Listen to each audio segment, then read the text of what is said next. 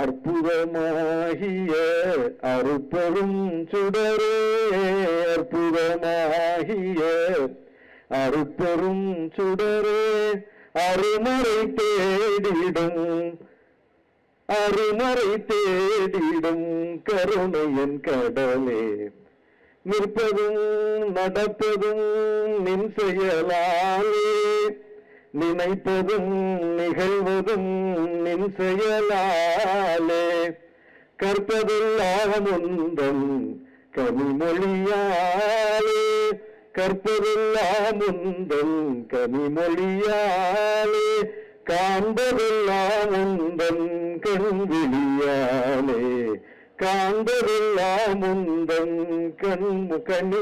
கண்விழியாலே, கற்பனை என்றாலும் கற்சிலை என்றாலும் கந்தனே உனை மறவேன் நீ, கற்பனை என்றாலும் கற்சிலை என்றாலும் கந்தனே உனை மறவேன், கந்தனே உனை மறவேன், கந்தனே உனை மறவேன், கந்தனே உனை மறவேன்.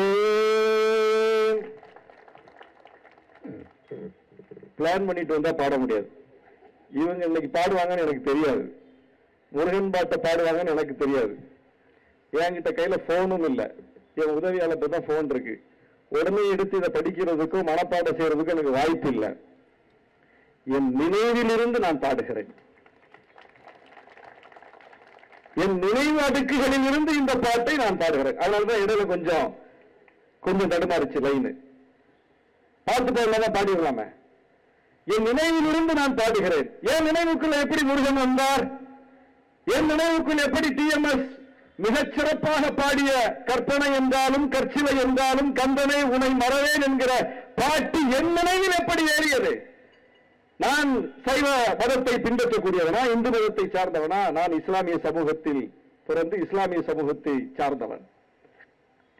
எனக்குள் எப்படி இந்த பாட்டு வந்தது? ஏன்னா நான் இளம் வயதில் காலையிலேயே திருக்கோயில்களில் என் ஊரை சுற்றி என் வீட்டை சுற்றி இருக்கக்கூடிய கோயில்களில் போடப்படுகிற பாடல்களை கேட்டு கேட்டுத்தான் விழித்தேன், எழுந்தேன், வளர்ந்தேன். பக்கத்தில் இருக்கக்கூடிய தேவாலயத்தில் போடப்படுகிற பாடல்களை கேட்டுத்தான் விழித்தேன், எழுந்தேன், வளர்ந்தேன். இசைமுரசு நாவூர் அணிவார்களுடைய பாடல்களை கேட்டுத்தான் விழித்தேன், எழுந்தேன், வளர்ந்தேன். எல்லாம் உள்ளுக்குள் இருக்கிறது. இதுதான் தமிழ்நாடு. தமிழ்நாட்டின் தனித்துவம் என்று தலைப்பு கொடுத்திருக்கிறீர்களே, இதுதான் தமிழ்நாடு. சரி, இதெல்லாம் சமய நம்பிக்கை உள்ளவர்களுக்கு. சமய நம்பிக்கை இல்லாத தலைவரால் முன்னெடுக்கப்பட்ட இயக்கம் அல்லவா திராவிட இயக்கம். பெரியார் கடவுள் மறுப்பாளர் அல்லவா, கருப்பு சட்டை போட்டவர் அல்லவா. அவருடைய நிலைப்பாடு வேறாயிற்று.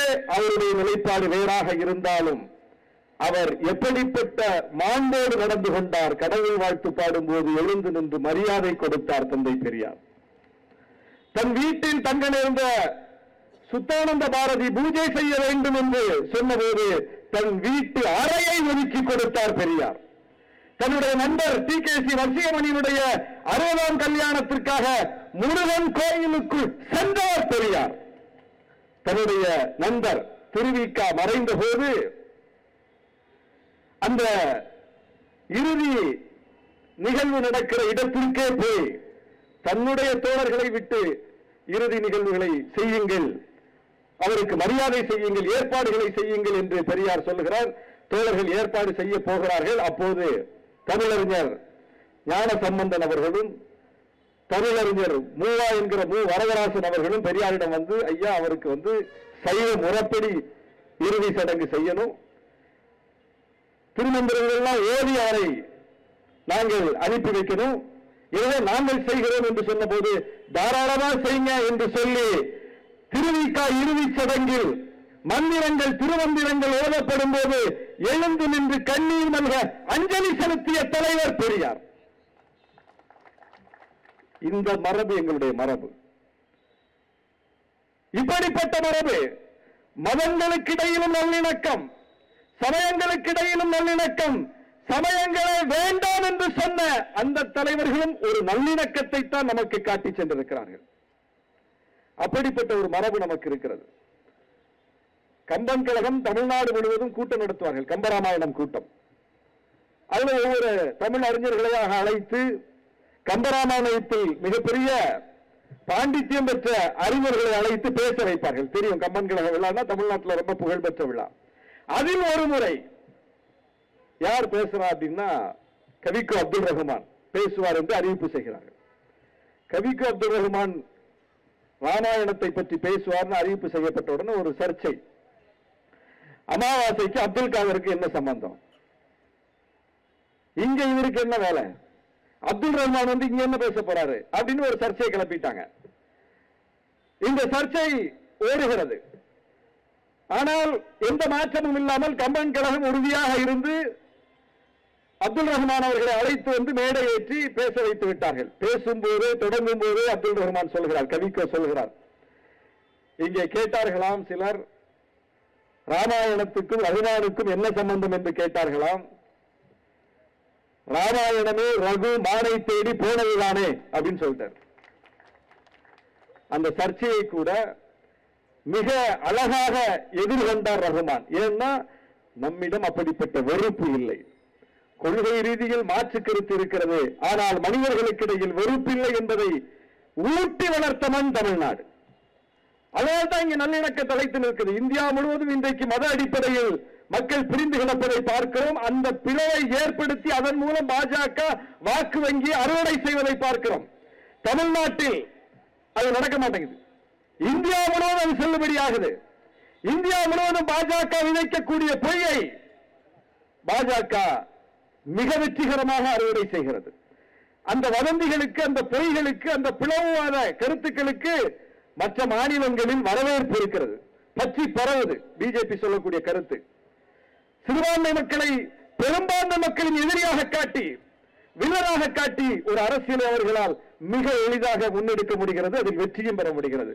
அப்படித்தான் அவர்கள் 3 முறை தொடர்ந்து நாட்டை பிடித்திருக்கிறார்கள். 2014 மோடி முன்னிறுத்தப்பட்டார் பிரதமர் வேட்பாளராக, பிரதமரே ஆனார். 2019 மீண்டும் ஆனார். 2024 மீண்டும் ஆகியிருக்கிறார். 3 முறையும் இந்தியாவினுடைய எல்லா மாநிலங்களும் ஏற்றுக்கொண்டிருக்கின்றன. ஏற்காமல் நிராகரித்த மாநிலம் தமிழ்நாடு, 3 முறையும் நிராகரித்த மாநிலம் தமிழ்நாடு. இது வெறுமனே அரசியல் ரீதியான தேர்தல் நிலைப்பாடு அப்படின்னு நம்ம புரிஞ்சுக்கிறோம். தவறு. இது வெறுமனே அரசியல் ரீதியான தேர்தல் நிலைப்பாடு அல்ல. தேர்தல் நிலைப்பாடு அரசியல் நிலைப்பாடுன்னா அந்த தேர்தல் அது எதிரொலிக்கணும். ஆனால் இது தொடர்ந்து இப்படி எல்லா தேர்தல்களிலும் எதிரொலிக்கிறது. எப்படி பாஜக இங்கே ஒரு தனிமைப்படுத்தப்பட்ட சக்தியாக இருக்கிறது? எப்படி அவர்கள் என்னதான் முயன்று கூட்டணி வைக்க முற்பட்டாலும் கூட்டணி சேர மறுக்கிறது? எப்படி இந்தியா முழுவதும் அமித்ஷா ஒரு மாநிலத்தில் கால் வச்சாருன்னா தலைகீழா புரட்டிடுவாரு. அவர் மிகப்பெரிய சாணக்கியர் என்று அவருக்கு புகழாரம் சூட்டப்படுகிற இடத்தில் அவர் வந்து கூட்டணியை புதுப்பித்து அறிவிப்பு செய்துவிட்டு போய் 6 மாதங்கள் கடந்த பிறகும் இன்னொரு 3வது கட்சி, ஒரு சின்ன கட்சி கூட போய் அந்த கூட்டணியில் இதுவரைக்கும் தன்னுடைய இருப்பை உறுதி செய்யல. தனிமைப்படுத்தப்பட்ட சூழலை பார்க்கிறோம். எப்படி இந்த மேஜிக் தமிழ்நாட்டில் மட்டும் நடக்குது? அப்படிங்க என்ன இருக்கு? என்ன இருக்குன்னா சமய நல்லிணக்கம் புரையோடி போயிருக்கிறது.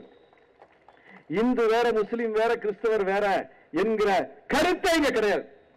எல்லாரும் ஒண்ணு, ஒருவாய் மக்கள், எல்லோரும் தமிழர்கள், எல்லோரும் திராவிடர்கள், எல்லோரும் திராவிட இயக்கத்தை சார்ந்த பிள்ளைகள் என்கிற கருத்து அப்படியே வேர்மட்டம் வரைக்கும் போயிருக்கு. அது ஆழமாக ஊண்டி இருக்கிறது. எனவேதான் இங்கே மதத்தின் அடிப்படையில் பிளவை ஏற்படுத்த முடியவில்லை. திருப்பரங்குன்றத்தை பற்றி சொன்னாங்க. திருப்பரங்குன்றம் ராமர் கோயில் எப்படி அங்கே அயோத்தியில் அதை வைத்து ஒரு வெறுப்பு அரசியலை முன்னெடுத்து மிக வெற்றிகரமாக அங்கே அவர்கள் அதை செய்து முடித்தார்களோ அதே பாணியை எடுத்துட்டு வந்தாங்க. என்னாச்சு? என்னாச்சு? திருப்பரங்குன்றத்து மக்கள் அந்த இடத்திலேயே அதை நிராகரித்தார்கள். ஒருவர் கூட உள்ளூர்காரங்க அதுல போய் கலந்துக்கல, நிராகரித்தார்கள். அவ்வளவு தெளிவு நம் மக்களுக்கு, அவ்வளவு வரலாற்று புரிதல் நம் மக்களுக்கு. அப்படிப்பட்ட தெளிவு இயல்பிலேயே, இயற்கையிலேயே இங்கே ஊட்டப்பட்டிருக்கிறது. கடந்த 100 ஆண்டுகளுக்கு மேலாக திராவிட இயக்கம் ஒரு மூவ்மெண்டா இருந்து அதை திரும்ப திரும்ப மக்கள்கிட்ட சொல்லிக்கிட்டே இருக்கு. அதுல நம்ம கொஞ்சம் தொய்வானதனுடைய விளைவு தான் இன்னைக்கு கொஞ்சம் தற்கொலை கூட்டம் உருவாகி போச்சு. இந்த வேலையை நம்ம தொடர்ச்சியா செஞ்சிருந்தோம்னா, இப்ப செஞ்சிருக்கோம்ல இந்த வேலை, இந்த அறிவு திருவிழா வேலையை கொஞ்சம் தொடர்ச்சியா செஞ்சிருந்தோம்னா, இடையராம செஞ்சிருந்தோம்னா இந்த கூட்டம் கூட உருவாகி இருக்காது. அறிவார்ந்த கூட்டம் தான் நிற்கும். ஏனென்றால் தமிழ்நாட்டினுடைய வரலாறு அப்படி. தமிழ்நாடு தனித்துவமிக்க மாநிலம், தனித்துவமிக்க மாநிலம்னு சொல்றமே, அதற்கு ஒரு மிகப்பெரிய பேக்ரவுண்ட் இருக்கு, ஒரு மிகப்பெரிய ட்ராக் இருக்கு, அதுக்கு மிகப்பெரிய வரலாறு இருக்கு. நிறைய விஷயங்களை கடந்து வந்திருக்கோம். நாம ஒவ்வொன்றையும் போராட்டத்தின் வழியிலிருந்து மீட்டிருக்கிறோம். எதுவுமே இங்க சாதாரணமா கிடைத்ததல்ல. நமக்கு கிடைத்திருக்கிற கல்வி உரிமை, நமக்கு கிடைத்திருக்கிற வேலை வாய்ப்பு உரிமை, நம்முடைய மொழி உரிமை, நம்முடைய மாநில உரிமை, நம்முடைய இடஒதுக்கீடு உரிமை, அனைத்து உரிமைகளும் போராட்டத்திற்கு பின்னால் கிடைத்தது. தானா வானத்திலிருந்து போட்டுட்டு வந்து விழுந்தது கிடையாது. அல்லது ஒன்றிய அரசு தமிழ்நாட்டுக்கு மட்டும் சிறப்பு கவனம் கொடுத்து தந்தது கிடையாது. எதுவுமே தந்தது கிடையாது. எந்த காலத்திலும் தந்தது கிடையாது. எல்லா காலத்திலும் ஒவ்வொன்றையும் போராடி போராடித்தான் பெற்றிருக்கிறோம். அப்படித்தான் நாம் நம்முடைய தனித்தன்மையை நிலைநாட்டி இருக்கிறோம். எல்லாத்திலையும் நம்ம கையெழுத்து போட்டுடலாம், எல்லாத்தையும் ஆதரிச்சுட்டு போயிடலாம். எல்லா மாநிலங்களும் ஆதரிக்கிறார்கள், நீட்டா எல்லா மாநிலங்களும் ஏற்றுக்கொள்கிறார்கள். இந்தி திணிப்பா ஓகே, எல்லா மாநிலங்களும் ஏற்றுக்கொள்கிறார்கள். 50 விழுக்காட்டுக்கு மேல இடஒதுக்கீடு போகக்கூடாதா, ரைட், எல்லாரும் ஏற்றுக்கொள்கிறார்கள். எஸ்ஐஆரா ஏற்றுக்கொள்கிறார்கள். வேளாண் சட்டமா ஏற்றுக்கொள்கிறார்கள். தொழிலாளர் சட்டத்தை திருத்தியா ஏற்றுக்கொள்கிறார்கள். டெல்லி மாநில அரசுடைய அதிகாரத்தை பறிக்கணுமா, எல்லாரும் சேர்ந்து ஓட்டு போடுறாங்க. காஷ்மீர் 370 பிரிவை நீக்கணுமா, ஓகே ரைட். முத்தலாக் சட்டம் கொண்டு வரியா, ஓகே. வக்ஃபு சட்டத்தை திருத்தியா, ஓகே. இன்றைக்கு அப்படி ஒரு நிலையில் ஒவ்வொன்றையும் மறுத்து சமர் புரிந்து தமிழ்நாடு சட்டமன்றத்தில் தீர்மானம் இயற்றி நம்முடைய தனித்தன்மையை நாம் காட்டிக் கொண்டே இருக்கிறோம். இது அவன் என்ன சொல்றான், இதை நாம தனித்தன்மைன்னு சொல்றோம். அவன் இந்தியாவிலிருந்து நீ மட்டும் தனிமைப்பட்டு நிற்கிறாங்கிறான். நாம நம்முடைய தனித்தன்மை என்று சொல்லுகிறோம், அவன் நாம் தனிமைப்பட்டு நிற்கிறோம் என்று சொல்கிறான். நாம நமக்காக மட்டும் பேசலைங்கிறத காலம் உணர்த்தி கொண்டே இருக்கிறது. நாம் தனிமைப்பட்டு நிற்கல, நாங்கள் தனித்துவத்தோடு நிற்கிறோம் என்பதற்கு ஒரு சான்றுதான் ஆளுநரை வைத்துக் கொண்டு இந்திய ஒன்றிய அரசு பாஜக அல்லாத எல்லா மாநிலங்களின் மீதும் போரை தொடுத்துக் கொண்டிருக்கிறது. வெறும் தமிழ்நாட்டின் மீது மட்டுமல்ல, பாஜக ஆளாத மாநிலங்கள் அப்படின்னு பார்த்தா தமிழ்நாடு மட்டும் இல்லையே, பஞ்சாப் இருக்கு, கேரளா இருக்கு, எத்தனையோ மாநிலங்கள் இருக்கு. பாஜக அல்லாத மாநிலங்கள், பாஜக நேரடியாக ஆளாத மாநிலங்கள். அந்த மாநிலத்தினுடைய முதலமைச்சர்களுக்கு ஆளுநரை வைத்துக் கொண்டு நெருக்கடி கொடுக்கிறது பாஜக. அப்ப எல்லாருடைய பிரச்சனை தானே இது. இது ஒட்டுமொத்த தேசத்தின் பிரச்சனை தானே. நாளைக்கு பாஜக அல்லாத வேறு ஒரு கட்சி வந்து ஒன்றியத்தை ஆளக்கூடிய நிலை வந்தால் அப்ப பாஜகவுக்குமான பிரச்சனை தானே இது. ஆளுநரை வைத்துக் கொண்டு அந்த ஒன்றிய அரசு அந்த பாஜக முதலமைச்சரை என்ன பாடுபடுத்தும்.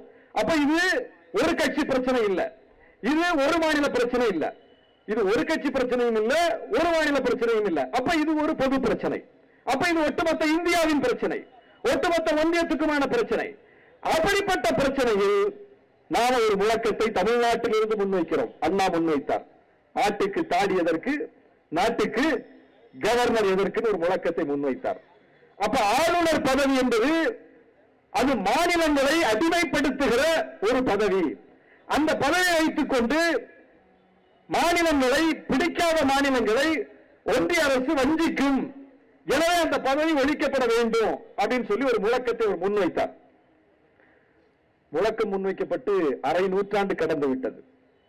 முழக்கம் முன்வைக்கப்பட்டு அரை நூற்றாண்டு கடந்து விட்டது. இப்போதும் நாம் அந்த முழக்கத்தை தொடர்ந்து கொண்டிருக்கிறோம். நடைமுறையில் சட்டப்படி ஆளுநருக்கான கண்ணியத்தை கொடுக்கிறோம், ஆளுநரை அழைக்கிறோம் பதவியேற்பு விழாவுக்கு, சட்டமன்றத்தை கூட்டுவதற்கு எல்லாத்துக்கும் நம்ம மதிப்பு கொடுக்கிறோம், அழைக்கிறோம் சட்டப்படி. ஆனால் கொள்கைப்படி ஆளுநர் பதவி என்பது ஒழிக்கப்பட வேண்டும் நம்ம முழக்கத்தை முன் வச்சிருக்கிறோம். இது எல்லா மாநிலத்துக்குமான பிரச்சனை. எல்லா மாநிலத்தையும் ஆளுநரை வைத்துக் கொண்டு இப்படித்தான் பாஜக கையாளுது. அப்படி இருக்கும்போது ஆளுநர் பதவியை கொள்கை ரீதியில் மட்டுமல்ல நடைமுறையிலும் ஒழித்து காட்டி இருக்கிற மாநிலமாக தமிழ்நாடு இருக்கு. 10 சட்ட மசோதாக்களுக்கு ஆளுநர் இல்லாமலேயே கையெழுத்து போட வச்சமா இல்லையா? 10 சட்ட மசோதால ஆளுநர் பதவியை ஒழிச்சமா இல்லையா? இப்ப நாம் அதை செஞ்ச பிறகு, செஞ்சு காட்டிய பிறகு நாம முதல்ல சொல்லும் போது அது இந்திய ஒன்றியத்துக்கு எதிரானதுன்னு சொன்னவர்கள் இப்ப ஒவ்வொருத்தரா நம்ம ரூட்டை ஃபாலோ பண்றாங்களா இல்லையா?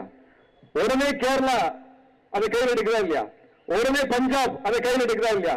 உடனே பாஜக அல்லாத எல்லா மாநிலங்களும் விழித்துக் கொண்டு அதை வரவேற்கிறா இல்லையா? அப்போ முதல்ல நாம் அந்த முழக்கத்தை முன்வைக்கும் போது அது நாம ஏதோ தனியா போய் நின்று பேசுறோம் அப்படின்னு சொல்லுவாங்க. பின்னால் அதை உணர்ந்து கொண்டு புரிந்து கொண்டு நம் கருத்தின்படி வருவார்கள். ஒவ்வொன்றையும் பார்க்கிறோம். நீட்டை எல்லா மாநிலங்களும் ஏற்றுக்கொண்டார்கள். தமிழ்நாடு எதிர்த்தோம். அவங்களே அவன் கேட்கிறாங்க, எல்லாரும் ஏத்துக்கிற ஒண்ணு நீயே ஏத்துக்க மாட்டேங்கிற. எல்லாரும் ஏத்துக்கிட்டாங்க தான் இந்தி திணிப்ப. நாங்க மட்டும்தான் சமர் புரிந்து இந்தி திணிப்பினுடைய கொடூரம் என்ன, கொடுமை என்ன, எவ்வளவு பெரிய ஆதிக்கமானது, அதன் மூலம் எப்படி மற்ற மொழிகள் பாதிக்கப்பட போவது, மற்ற மாநிலங்கள் எப்படி பாதிக்கப்படுவதுன்னு 100 ஆண்டுகளுக்கு முன்பே விழித்துக் கொண்டோம். இன்னைக்கு எல்லா மாநிலங்களும் விழித்துக் கொண்டன. இந்தி பேசாத எல்லா மாநிலங்களும். அன்றைக்கு இந்தியை திணித்தது காங்கிரஸ். அந்த காங்கிரஸ் கட்சியினுடைய கர்நாடக முதலமைச்சர் சீதாராமையா பெயிண்ட் டப்பா எடுத்துட்டு மெட்ரோ ட்ரெயின்ல இருக்கக்கூடிய அந்த ரயில் நிலையத்தில் இருக்கக்கூடிய இந்திய எழுத்துக்களை தார்பூசி அழிப்பதற்கு போறார். காலம் எங்கிருந்து எங்க வந்துருச்சு பாருங்க. 100 ஆண்டுகளுக்கு முன்னாலேயே கருப்பு மை எடுத்துக்கொண்டு போன மாநிலம் தமிழ்நாடு.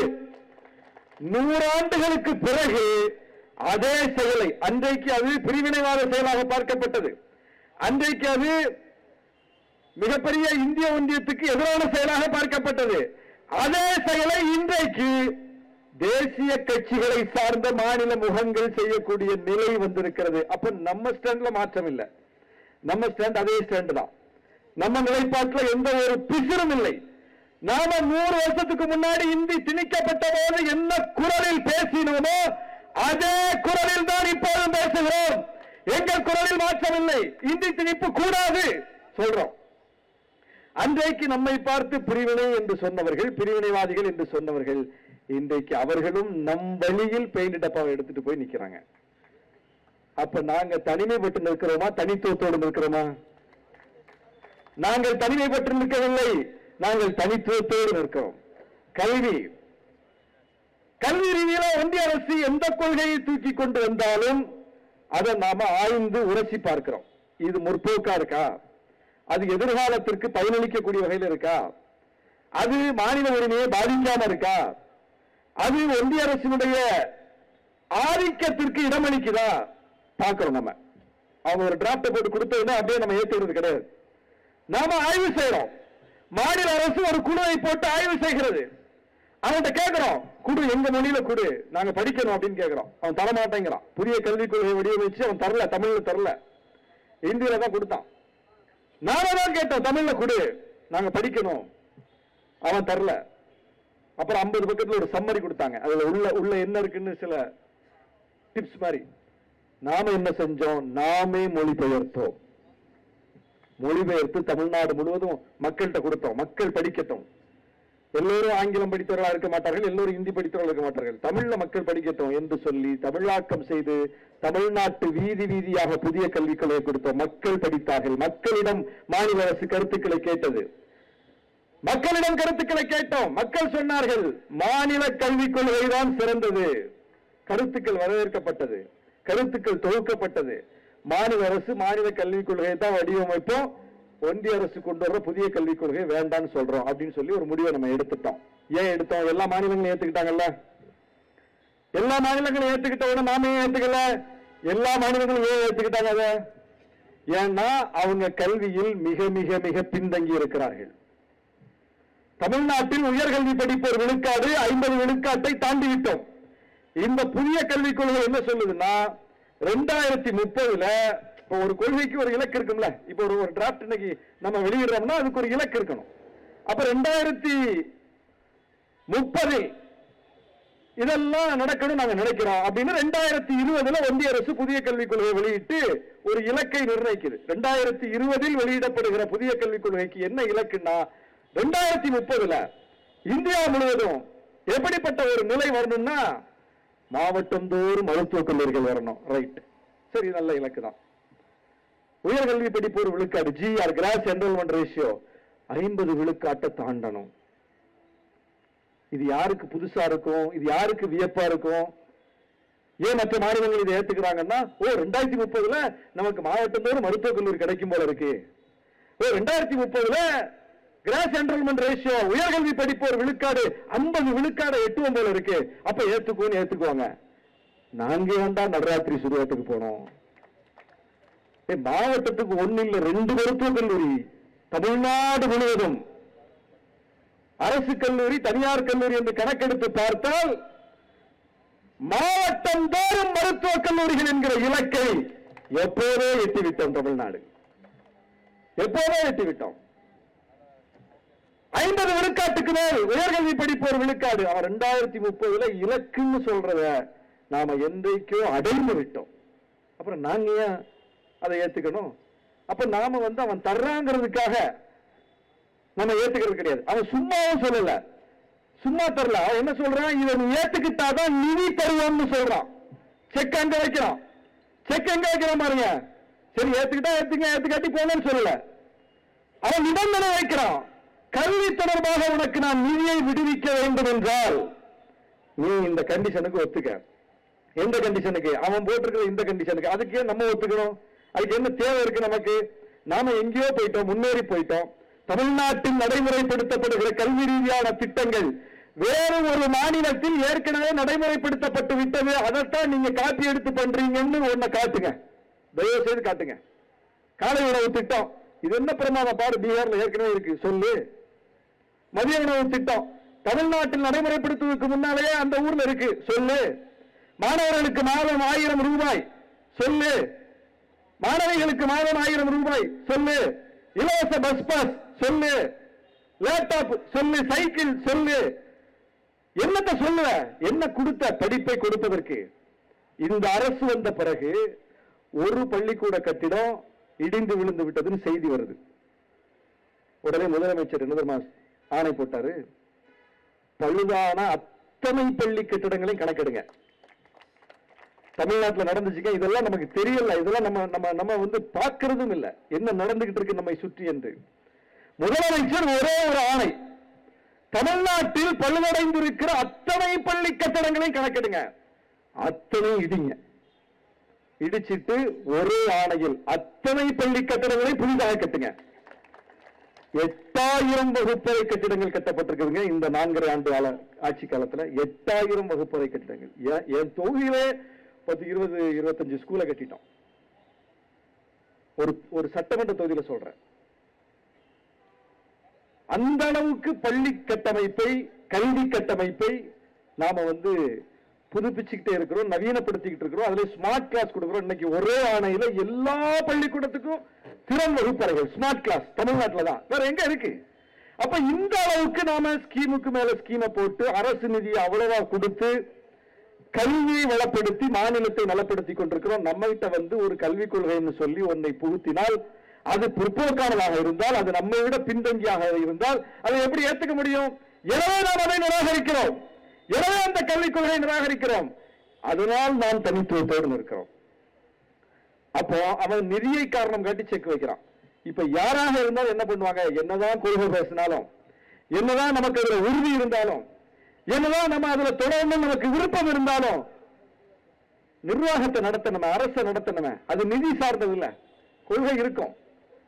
ஆனா கொள்கையை நடைமுறைப்படுத்துவதற்கு கூட நிதி சார்ந்த நிர்வாகத்தை திறம்பட கையாளணும். அப்போ கொள்கைக்கும் உரசல் வராம நிர்வாகத்தை நடத்தணுங்கிற ஒரு நெருக்கடி அரசை நடத்தக்கூடியவர்களுக்கு இருக்கு. அப்படிப்பட்ட ஒரு இடத்தில் முதலமைச்சர் அந்த நெருக்கடியை சந்திக்கிறார். அவன் சொல்றான், இந்த 2000 கோடி உனக்கு நான் கல்வி நிதி தரணும்னா நீ பிஎம்ஸ்ரீயை ஏத்துக்க, நீ நவோதயாவை ஏத்துக்க, நீ புதிய கல்விக் கொள்கையை ஏத்துக்க அப்படின்னு கண்டிஷன் மேல கண்டிஷன் போடுறான். யாரா இருந்தாலும் என்ன செய்வாங்க? குறிப்பா நம்முடைய எடப்பாடி பழனிசாமி அவர்களாக இருந்தால் என்ன செய்திருப்பார்? என்ன செய்தார்? வேளாண் சட்டமா ஆதரிக்கிறேன், குடியுரிமை திருத்த சட்டமா ஆதரிக்கிறேன், உணை மின் திட்டமா ஆதரிக்கிறேன், உணவு பாதுகாப்பு சட்டமா ஆதரிக்கிறேன், டெல்லி மாநில அரசினுடைய அதிகார பறிப்பு சட்டமா ஆதரிக்கிறேன், 370 பிரிவு நீக்கமா ஆதரிக்கிறேன், எஸ்ஐஆரா ஆதரிக்கிறேன். உடனே கையெழுத்து போட்டுருவார். ஆனா நம்ம முதலமைச்சர் என்ன தெரியுமா சொன்னாரு? உன் 2000 கோடி எனக்கு முக்கியம் அல்ல, நீ நிதி தராவிட்டால் நானே நிதியை போட்டு நடத்தி கொள்வேனே தவிர உன்னுடைய 2000 கோடிக்காக இந்த மண்ணை 2000 ஆண்டுகள் பின்னோக்கி இழுக்கிற பாவத்தை செய்ய மாட்டேன். ஏன் தனித்துவத்தோடு நிற்கிறோம்? அப்ப தனித்துவத்தோடு நிற்கணும்னா திராவிட முன்னேற்ற கழகம் தலைமையிலான ஆட்சி நீடிக்கணும் அப்படிங்கிறது இன்னைக்கு தெரிஞ்சு போச்சுல்ல. அதிமுக வந்தா என்ன ஆகும் தெரிஞ்சு போச்சுல்ல. அதிமுக இருந்த போது என்ன நடந்ததுன்னு பார்த்தோம்ல. எவ்வளவு பெரிய நெருக்கடிக்கு இந்த மாநிலம் தள்ளப்பட்டது, மாநில உரிமைகள் பறிக்கப்பட்டது. அதையெல்லாம் தாண்டிதான் இன்றைக்கு நம்ம நிக்கிறோம். அதையெல்லாம் தாண்டிதான் இன்றைக்கு ஒரு மிகப்பெரிய அணியை கட்டி நிற்கிறோம். இந்த அணியில கூட பாருங்க, அரசியல் ரீதியில் பார்த்தாலும் கூட திட்டங்கள் சட்டங்கள்ல எப்படி தனித்துவத்தோடு நிற்கிறோம்னு சொன்னேன். அரசியல் ரீதியில் பாருங்க, இந்தியா முழுவதும் இந்த நிமிடம் வரை குறிச்சுக்கங்க, இந்த நிமிடம் வரை இந்தியா முழுவதும் இந்தியா கூட்டணி ஒரு வலிமையான கூட்டணியாக வடிவம் பெறல. எந்த மாநிலத்திலையும் பெறல. பீகார்ல மட்டும்தான் ஏதோ ஒரு உருவம் கிடைச்சிருக்குது, அது கூட உருப்படியா கிடைக்கல. தமிழ்நாட்டில் இருப்பது போல் விழிப்புணர்வு கொண்ட ஒற்றுமை உள்ள களத்தில் என்னாலும் இணைந்து நிற்கிற, பாஜக எதிர்ப்பை நொடிக்கு நொடி வெளிக்காட்டிக் கொண்டிருக்கிற, பாஜகவின் சதி திட்டங்களை நொடிக்கு நொடி மக்கள்கிட்ட கொண்டு அம்பலப்படுத்திக் கொண்டிருக்கிற, 24/7 எப்போதும் சுழன்று அந்த வேலையை செய்து கொண்டிருக்கிற ஒரு அணி தமிழ்நாட்டை தவிர எந்த மாநிலத்திலும் அமையல.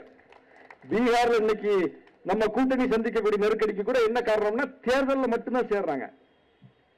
தேர்தலில் மட்டும்தான் சேர்றாங்க. இந்த எஸ்ஐஆர் மிகப்பெரிய பாதிப்பு பீகாருக்குத்தான். ஆனால் ராகுல் காந்தி தனியாக கத்திட்டு கிடக்கிறார்.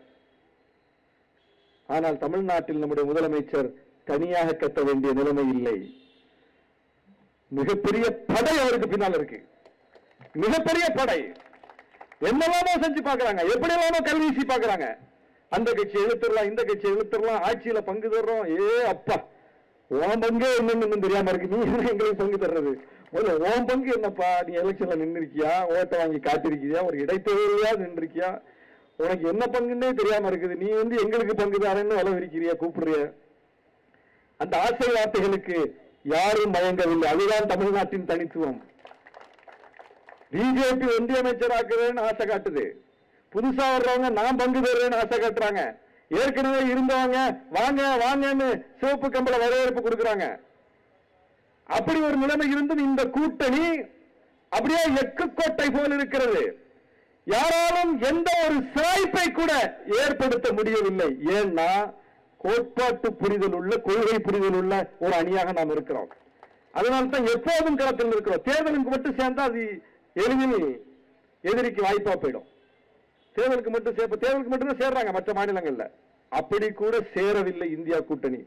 பல மாநிலங்களில் அகில இந்திய அளவை பார்த்தா அப்படி கூட சேரல. ஏதோ நாடாளுமன்ற தேர்தலில் கொஞ்சம் சேர்ந்தாங்க. தேர்தல் முடிஞ்ச கையோட எந்த திசையில யாரு போனான்னு தெரியல, எல்லாம் பிரிஞ்சு போயிட்டாங்க. திருப்பி ஒரு கூட்டத்தை கூட போட முடியல. ஆனால் இங்க வாரம் ஒரு கூட்டம் போடுறோம், கூட்டணி கட்சி கூட்டம். எல்லா பிரச்சனைகளுக்கும் போடுறோம். கூட்டணி கட்சியும் தாண்டி ரொம்ப பியூட்டி அனைத்து கட்சி கூட்டத்தை போடுறோம்.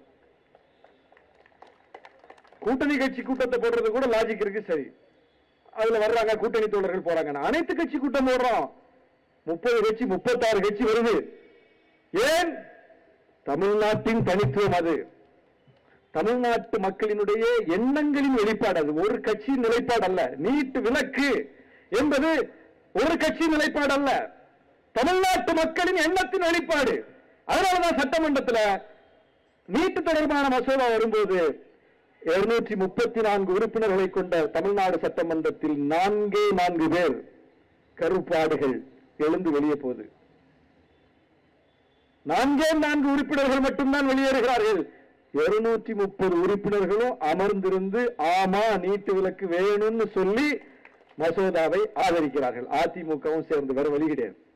என்னதான் நீ கையெழுத்த போட்டாலும், என்னதான் கொள்கை சமரசம் செஞ்சாலும், மொழி கொள்கையில, கல்வி கொள்கையில நீ சமரசம் செய்ய முடியாத நிலையை ஏற்படுத்தி வைத்திருக்கிறோம். நீ சமரசம் செஞ்சா மொத்தமா நீ கட்சியை மூடிட்டு போக வேண்டியதான். அவ்வளவு பெரிய எம்ஜிஆர், செல்வாக்கு மிக்க எம்ஜிஆர், வீழ்த்தவே முடியாது என்று சொல்லப்பட்ட எம்ஜிஆர் ஏழைகளின் நெஞ்சில் குடியிருப்பவர் என்று சொல்லப்பட்ட எம்ஜிஆர்.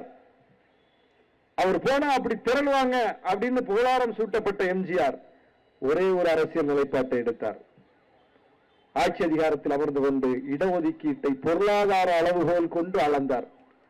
அவ்வளவு பெரிய எம்ஜிஆர் அடுத்த தேர்தலில் காலியா போயிட்டார். தமிழ்நாடு அப்படிப்பட்ட மண். தமிழ்நாட்டு மக்கள் அவ்வளவு அரசியல் புரிதல் மக்கள். ஜெயலலிதா அதுபோல ஆட்சி அதிகாரத்தில் அமர்ந்து கொண்டு ஆடு கோழி பலியிடுகிற தடை சட்டத்தை கொண்டு வந்தார். மதமாற்ற தடை சட்டத்தை கொண்டு வந்தார். அந்த அம்மா செல்வாக்கு மிக்கவர் தான். என்ன நடந்துச்சு? மக்கள் தேர்தலில் 2004 தேர்தலில் 40க்கு 40 திமுக கூட்டணியை வெற்றி பெற வைத்து அந்த அம்மாவுக்கு பாடத்தை போட்டினார்கள். உடனே தேர்தல் முடிஞ்ச கையோட மதமாற்ற தடை சட்டமும் போச்சு, ஆடு கோழி பலியிடுற தடை சட்டமும் போச்சு, வாபஸ் வாங்கிட்டாங்க. எம்ஜிஆரும் தன்னுடைய தவறை திருத்திக் கொண்டார். அதுதான் தமிழ்நாட்டின் வரலாறு. ஜெயலலிதா அம்மையாரும் தன்னுடைய தவறை திருத்திக் கொண்டார். அதுதான் தமிழ்நாட்டின் வரலாறு. இதுல சமூக நீதி விஷயத்திலையும், மொழி உரிமை விஷயத்திலையும், மாநில உரிமை விஷயத்திலும் தவறே செய்யாத தலைவர் பேரறிஞர் அண்ணா, முத்தமிழறிஞர் கலைஞர், இன்றைக்கு முத்துவேல் கருணாநிதி ஸ்டாலின். அதுல உறுதியா இருக்காங்க. அந்த தனித்தன்மையை காப்பாற்றுவதில் உறுதியா இருக்காங்க. அதனால் இந்த கூட்டணி உறுதியா இருக்கு. இந்த கூட்டணி இந்தியாவின் எந்த மாநிலத்திலும் அமையவில்லை. இப்படி எந்த மாநிலத்திலும் தொடரவில்லை. 2017 அமைந்த கூட்டணி இப்ப 2025, 26 ஆக போகுது. கிட்டத்தட்ட 9 ஆண்டுகள், 10 ஆண்டுகளை தொடப்போகிறோம். 10 ஆண்டுகளை தொடப்போகிறோம். ஒரு கூட்டணி தமிழ்நாட்டு வரலாற்றிலேயே இது கிடையாது. தமிழ்நாட்டு வரலாற்றிலே கிடையாது. 2017 அமைந்த கூட்டணி 2019 தேர்தலில் வெற்றி, 2021 தேர்தலில் வெற்றி, 2024 தேர்தலில் வெற்றி. உறுதியாக சொல்கிறோம், 2026 தேர்தலில் வெற்றி. ஏன்னா கொள்கை ரீதியான அணி, தமிழ்நாட்டின் தனித்துவத்தை பாதுகாக்கிற அணி. எதுக்கு இப்படி மூச்சு முட்டை நின்று ஃபைட் பண்றோம்? கொஞ்சம் நகர்ந்தோம்னா முடிஞ்சு போச்சு. முடிச்சுட்டாங்க. அவன் எல்லாம் செட் பண்ணி வச்சுட்டு தான் களத்துக்கே வர்றான். நாம நினைக்கிறோம் அவன் களத்துக்கு வர்றான், சண்டை போட வர்றான், நாம களத்துல நின்று அவனோட சண்டை போட்டு அவனை வீழ்த்திடலாம் நினைக்கிறோம். இல்லை, அது பழைய கால அரசியல். அது வாஜ்பாய் காலத்து அரசியல், அது முந்தைய காலத்து அரசியல், அது ராஜாஜி காலத்து அரசியல். இன்றைக்கு அப்படி இல்லை. மோடி, அமித்ஷா காலத்து அரசியல் என்பது எந்த தலைவரோடும் ஒப்பிட முடியாத அளவுக்கு பாசிசத்தினுடைய ரியல் அசல் முகத்தை காட்டுகிற அரசியல். எல்லா செட்டப்பும் பண்ணி வச்சிடறாங்க. அவங்களுக்காக பேசுறதுக்கு ஆள் இருக்கும், அவங்களுக்காக வேலை செய்யறதுக்கு ஆள் இருக்கும். எங்க அவன் கட்சியில் இல்ல, எல்லா கட்சியிலும் இருக்கும். ஒரு துறையில் இல்ல, எல்லா துறையிலையும் இருக்கும். ஒரு செக்டாரில் இல்ல, எல்லா செக்டாரிலும் இருக்கும். எல்லா இடமும் தமக்கான ஏற்பாட்டை செய்து வைத்து விட்டு களத்துக்கு வருகிறார்கள். அவன் 1000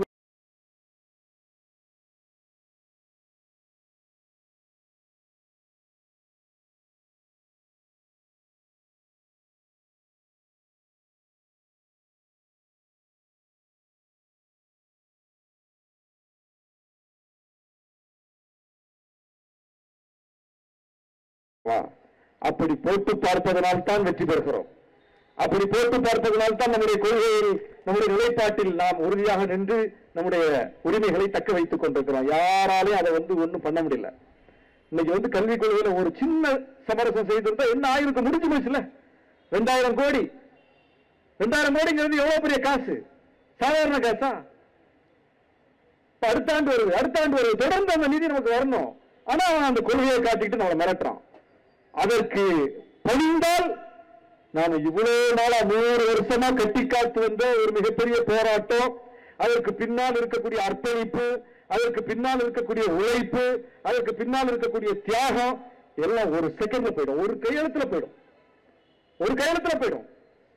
அப்படி போய்விடக் கூடாது என்பதற்காகத்தான் அந்த சண்டையை நம்ம நடத்திக்கிட்டு இருக்கோம். அந்த சண்டையை நடத்தி கொண்டிருப்பதனால் தான் தமிழ்நாடு தனித்துவமிக்க மாநிலம் என்பது மீண்டும் மீண்டும் உணர்த்தப்பட்டுக் கொண்டே இருக்கிறது. எல்லா விஷயத்திலையும் இதை காப்பாற்ற வேண்டிய பொறுப்பு இளம் தலைமுறைக்கு இருக்கிறது. நாம அப்படியே போயிட்டோம்னா முடிஞ்சு போச்சு, அவ்வளவுதான். என்ன நடக்குதுன்னு பார்க்கணும். இந்த நிலை எப்படி வந்ததுன்னு பார்க்கணும். இன்றைக்கு படிக்கக்கூடிய ஒவ்வொரு பிள்ளைகளும் இன்னைக்கு படிக்காத பிள்ளைகள் இல்ல. இன்னைக்கு டிராப் அவுட்ஸ் கிடையாது, ரொம்ப குறைஞ்சிருச்சு. மிக மிக குறைவான இடத்துக்கு அந்த விகிதத்தை கொண்டு வந்துட்டோம். டிராப் அவுட் ஆனா கூட தேடி போய் உன் பிள்ளை ஏன் இன்னைக்கு பள்ளிக்கூடத்துக்கு வரல, என்ன காரணம் என்று பள்ளிக்கூடத்திலிருந்து அந்த வீட்டை தேடி போய் கேட்கக்கூடிய ஒரு நிலையை ஏற்படுத்தி வைத்திருக்கிறோம். எந்த பிள்ளை டிராப் அவுட் ஆயிருக்குங்கிற புள்ளி வரும் இன்னைக்கு அரசாங்கத்தின் கையில் இருக்கக்கூடிய அளவுக்கு கிராஸ் ரூட்ல அவ்வளவு வேலை செய்யறோம். ஏன் இந்த பிள்ளை டிராப் அவுட் ஆச்சு, ஏன் வரல ஸ்கூலுக்கு? முன்னாடி தெரியுமா? முன்னாடி வீட்டுக்கு வீட்டு டிராப் அவுட்டா தான் இருக்கும். பள்ளிக்கூடத்துக்கு யாரு வர்றா அப்படிங்கிறது மட்டும்தான் தெரியும். ஏன்னா அவன் குறைவா இருப்பான், 10 பேர் இருப்பான். ஆனா 100 பேர் வராதவன் தான் இருப்பான். அப்ப பள்ளிக்கூடத்துக்கு வருபவர்களை பற்றிய புள்ளி வரம் தான் இருக்கும், வராதவர்களை பற்றிய புள்ளி வரம்லாம் எடுக்க முடியாது. எல்லாரும் வராதவன் தான் இருப்பான்.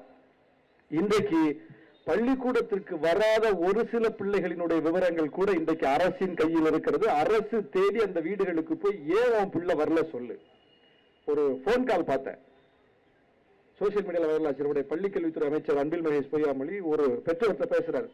ஏமா உங்க பிள்ளை ஸ்கூலுக்கு வரல, என்ன காரணம்? ஒரு பெற்றோரிடம் ஒரு மாநிலத்தினுடைய அமைச்சர் பேசுகிறார், கல்வி அமைச்சர் பேசுகிறார். ஏன் வரல, காரணம் சொல்லுங்க, என்ன ஆச்சு, ஏன் நின்னுட்டான்? அந்த பெற்றோர்கிட்ட பேசுறாரு அமைச்சர். இந்த அளவுக்கு நம்ம ஒர்க் பண்றோம், இந்த அளவுக்கு ஒர்க் பண்ணணும். இன்னைக்கு எஸ்ஆர்ல நம்ம பார்க்கிறோம், இந்தியா முழுவதும் பாஜக நினைப்பதை செய்ய முடிகிறது, வாக்காளர் நீக்கத்தை. அதை கொள்கை ரீதியில் எதிர்க்கிறோம், அதை எதிர்த்து உச்ச நீதிமன்றம் போயிருக்கிறோம். அது வேண்டாம்னு சொல்றோம், வேண்டாம்னு சொல்லிட்டு கோர்ட்ல கேஸ் போட்டிருக்கு. நீதிபதிகள் நல்ல நல்ல தீர்ப்பா சொல்லுவாங்க. நம்ம கலைக்குழுல சொன்னாங்கல்ல, நல்ல தீர்ப்பா சொல்லுவாங்க. தீர்ப்பா தான் சொல்லுவாங்க, தீர்ப்பு சொல்லுவாங்க, நீதி சொல்லுவாங்களா தெரியாது. அப்போ கோர்ட்ல பாத்துக்கலாம்னு போய் படுத்துட்டா என்ன ஆயிடும்? என்ன ஆயிடும்? அயோத்தி வழக்கில் தீர்ப்பு வந்தது போல், பாபர் மஸ்ஜித் வழக்கில் தீர்ப்பு வந்தது போல், ஒவ்வொரு வழக்கில் எப்படி எப்படி தீர்ப்பு வந்தது போல் அது போல ஒரு தீர்ப்பு கூட வர வாய்ப்பு உண்டு. அப்போ அதை எதிர்பார்த்து கொண்டு பொறுப்பை அந்த பக்கம் தள்ளிக்கொண்டு ஏதோ சட்ட போராட்டம் நடத்தணும், கேச போட்டுன்னு போய் வீட்டுல தூங்காம அலர்ட் பண்ணிட்டார் நம்முடைய முதலமைச்சர். வீடு வீடா போங்க, வீடு வீடா போங்க, களத்திலேயே நில்லுங்க. ஒரு ஓட்டு கூட தப்பான ஓட்டு உள்ள இருக்கக்கூடாது, சரியான ஓட்டு வெளியே போயிடக்கூடாது. கண்ணு மறுத்துமாருங்க என்று சொல்லி களத்திலும் நின்று எதிர்கொள்ளுகிறோம்.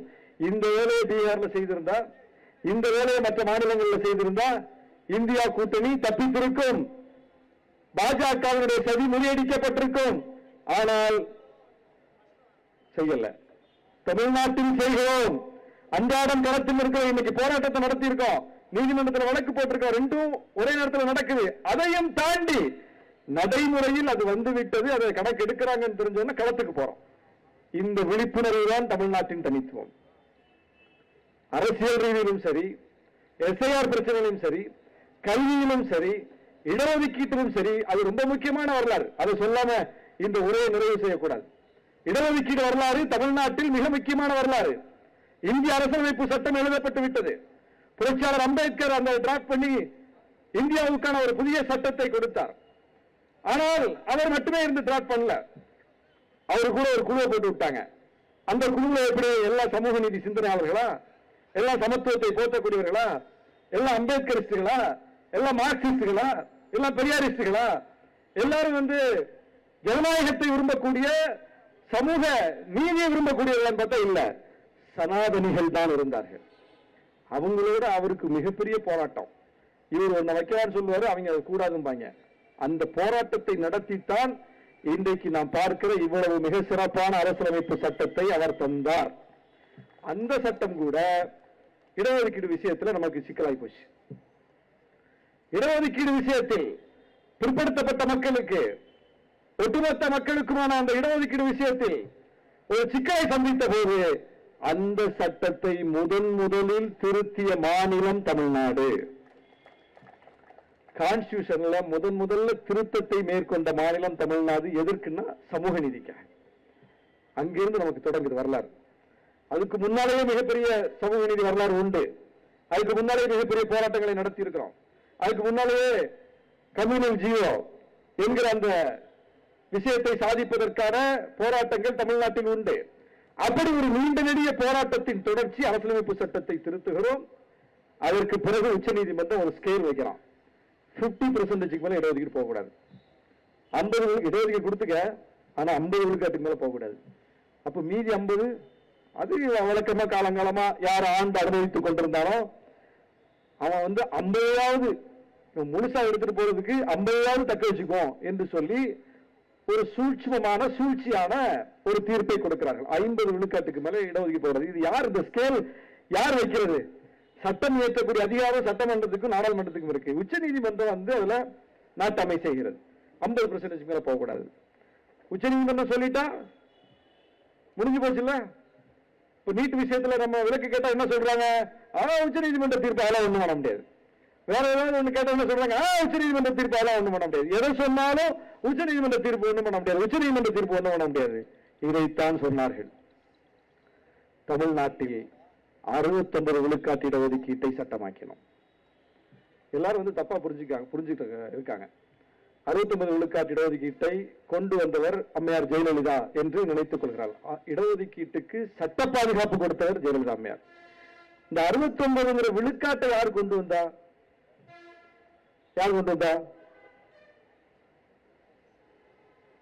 சட்ட சிக்கல் இல்லாம அதை யார் கொண்டு வந்தா? இப்ப எடப்பாடினா ஒரு இடஒதுக்கீடு கொடுத்தார்ல, என்ன இடஒதுக்கீடு கொடுத்தாரு? 10.5 விழுக்காடு. யாருக்கு? வன்னிய சமூக மக்களுக்கு. பாமகக்கு வேற கொடுத்தாரு, அது நமக்கு தெரியாது, அது மறைமுகமா கொடுப்பாங்க. வன்னிய சமூக மக்களுக்கு கொடுத்தது 10.5 விழுக்காடு இடஒதுக்கீடு. என்னாச்சு? இருக்கா? இல்ல. ஏன் இல்ல? கலைஞர் கொடுத்த எந்த இடஒதுக்கீடாவது இல்லைன்னு சொல்லுங்க பாப்போம். கலைஞர் கொடுத்தார்ல 3.5 விழுக்காடு உள்ஒதுக்கீடு இஸ்லாமியர்கள் கொடுத்தார்ல, இல்லையா? இருக்குல்ல. 3 விழுக்காடு இடஒதுக்கீடு அருந்ததியர்கள் கொடுத்தார்ல, இருக்குல்ல.